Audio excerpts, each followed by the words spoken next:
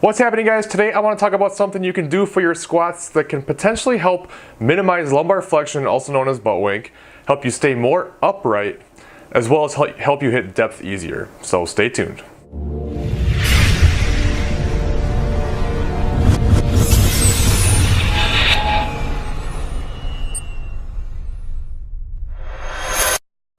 Alright, one of the more common issues that many people have with squatting is lack of dorsiflexion, and this can be a real problem. Now, if you don't know what dorsiflexion is, it's basically ankle mobility and actually being able to bring your foot up in the air.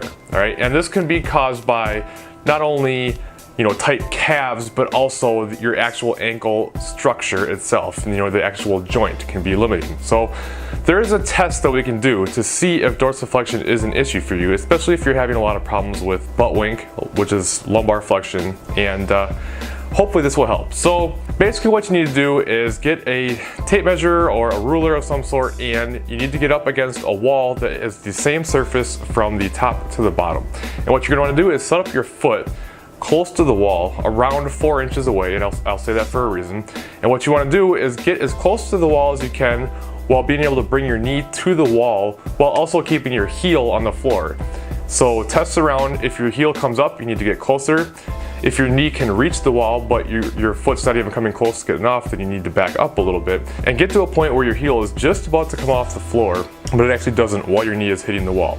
What we're looking for here is your knee to be touching the wall with your heel as close to coming off the ground as possible and as far away as possible. And with this position, you should be about 4 inches between the wall and the tip of your big toe.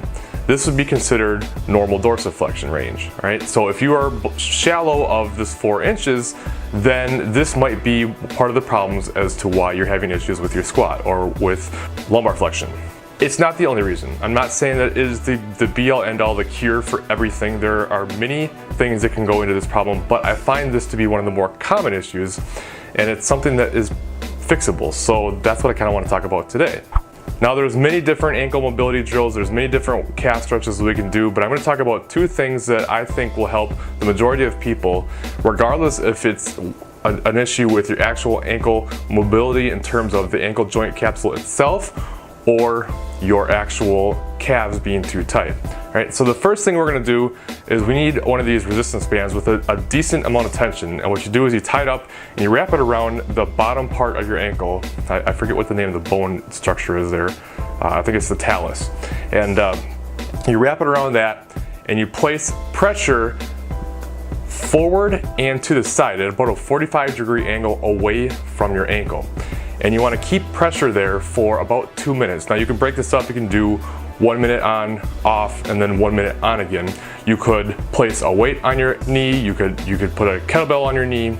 You just want to keep that pressure on your knee pressing out to the outside, and this is going to help with the actual joint mobilization and to help loosen things up. I really have to do this on my left ankle because I had surgery about, I don't even know, 6-7 years ago now maybe, and I had 2 torn tendons repaired in that ankle. So I definitely have some mobility issues there. Now, in terms of actual calf tightness, you can do a number of different things, but my favorite one is just putting your foot up against a wall or whatever you can and just stretching it out like I'll show you here on the screen.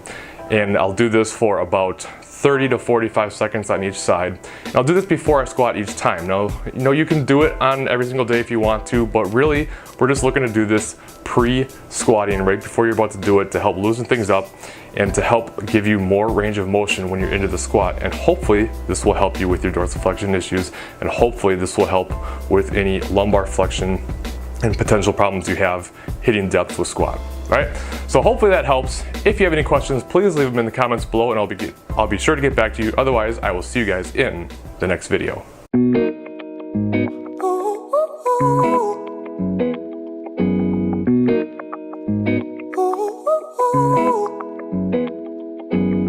I'm addicted to the love that you're giving. Every minute, every day I've been craving.